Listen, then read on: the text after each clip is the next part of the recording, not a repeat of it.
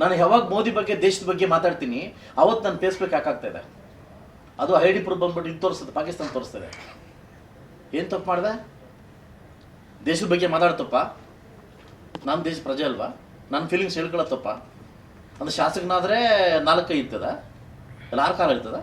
ನನಗೂ ಫೀಲಿಂಗ್ಸ್ ಇದೆ ಅಲ್ವಾ? ನಮ್ಮದು ದೇಶ ತಾನೆ.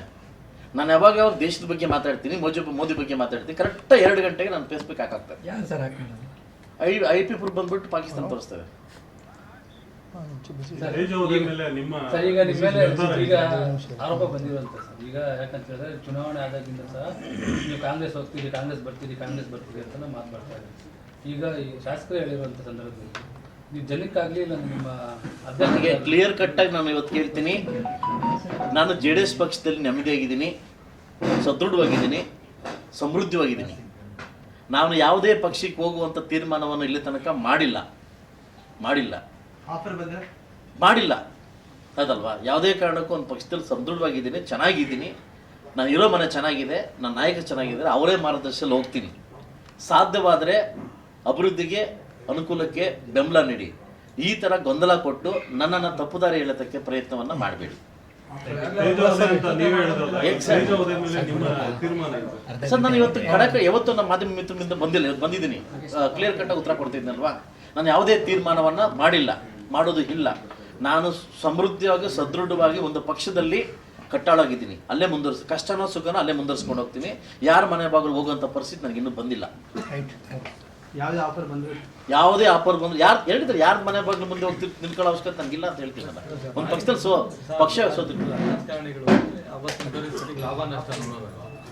ಇವತ್ತಿನ ಪರಿಸ್ಥಿತಿ ರಾಜ್ಯದಲ್ಲಿ ಕಾಂಗ್ರೆಸ್ ಸರ್ಕಾರ ಇದೆ, ಹೋದ್ರೆ ಏನೋ ಒಂದು ನೀವು ಹೇಳಿದಂಗೆ ಅಭಿವೃದ್ಧಿಗೂ ಯಾವುದಕ್ಕೂ ಅನುಕೂಲ ಆಗ್ಬೋದು.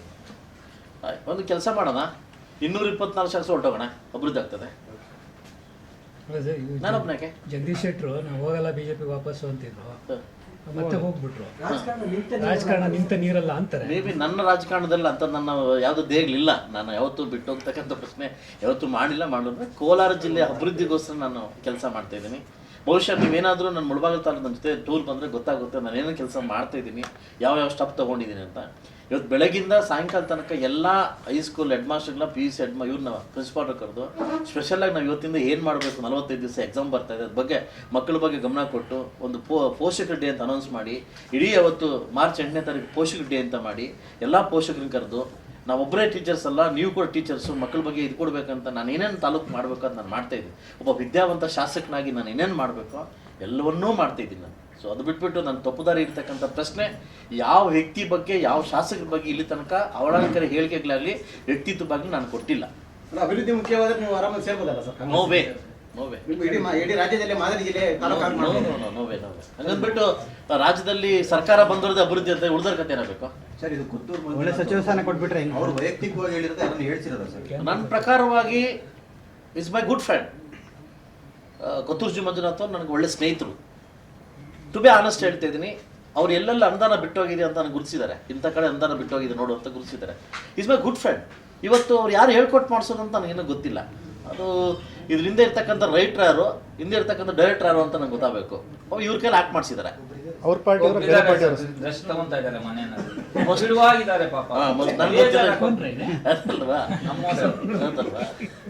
ಸೊ ಐ ಡೋಂಟ್ ನೋ, ಇವ್ರು ಹೇಳ್ತಿದ್ದಾರೆ ಇದರಿಂದ ಇರ್ತಕ್ಕಂಥ ಕಥೆಗಾರ ಯಾರು, ಡೈರೆಕ್ಟರ್ ಯಾರು ಗೊತ್ತಿಲ್ಲ, ಆಕ್ಟ್ ಮಾಡಿಸಿದ್ದಾರೆ. ನನ್ನ ಗುಡ್ ಫ್ರೆಂಡ್, ನಾನು ಒಳ್ಳೆ ಫ್ರೆಂಡ್. ಈಗ ನನ್ನ ಅವರ ಪ್ರೀತಿಗೆ ಯಾವತ್ತು ನಾನು ತಲೆ ಬಾಗ್ತೀನಿ, ನಾನು ಆಹ್ವಾನ ಪಡಿಸ್ತೇನೆ. ಮುಂದೆ ಇದೇ ರೀತಿಯಾಗಿ ಹೇಳಿಕೆ ಕೊಡ್ತಾ ಇದ್ದಾರೆ, ಯಾವ ರೀತಿಯಾಗಿ ಕ್ರಮ ವಹಿಸ್ತಾರೆ ಅದು ಮುಂದೆ ಕಾದ್ ನೋಡ. ಇದೇ ತರ ಕೊಟ್ಟರೆ ನಾನು ಮುಂದೆ ನೋಡ್ತೀನಿ. ಇವತ್ತು ನಾನು ಸೊಸನೆ ಕೊಟ್ಟಿದ್ದೀನಿ, ಅವ್ರು ಕೊಟ್ಟಿರ್ತಕ್ಕಂಥ ಹೇಳಿಕೆಗೆ ಸೊಸನೆ ಕೊಟ್ಟಿದ್ದೀನಿ. ಮುಂದೆ ಬಂದ್ರೆ ನಾನು ನಿಮ್ಮ ಪ್ರೆಸ್ ಮೀಟ್ ನಿಮ್ಮ ನಿರ್ಧಾರ ಕಡೆವರೆಗೆ ಹಿಂಗೆ ಇರುತ್ತೆ, ಇಲ್ಲ ಚೇಂಜ್ ಆಗುತ್ತೆ ಸರ್ ಮುಂದಿನ ದಿನಗಳಲ್ಲಿ? ಇವತ್ತಿನ ದಿವಸ ಬಗ್ಗೆ ಮಾತ್ರ ಮಾತಾಡ್ತಾ ಇದ್ದೀನಿ. ಚೇಂಜ್ ಅಲ್ಲ, ಇವತ್ತಿನ ಬಗ್ಗೆ ಮಾತಾಡ್ತಾ ಇದ್ದೀನಿ ನಾನು. ಇವತ್ತು ಹೇಳಿಕೆ ಬಗ್ಗೆ ಮಾತಾಡ್ತೇನೆ. ಇವತ್ತು ನಾಳೆ ನಾವು ಇಲ್ಲ ನೀವಿಲ್ಲ, ಅದ್ರ ಬಗ್ಗೆ ಮಾತಾಡೋದು ನಾವ್ಯಾರು? ಅರ್ಥ ನಾನು ನೀವು ಹೇಳ್ಬೋದು ಅಂದರೆ ನೆಕ್ಸ್ಟ್ ಮುಂದೆ ಏನಾಗ್ಬೋದು ಅಂತ ಗೊತ್ತಿಲ್ಲ. ಇವತ್ತು ನಾವು ಲಾಸ್ಟ್ ಟೈಮ್ BJPನ ಬೈಕೊಂಡು ಓಡಾಡಿದ್ವಿ, ಇವತ್ತೇನಾಗಿದ್ವಿ ಅದಲ್ಲ, ನಾಳೆ ಏನಾಗ ನನಗೆ ಅದ್ರ ಬಗ್ಗೆ ಗೊತ್ತಿಲ್ಲ.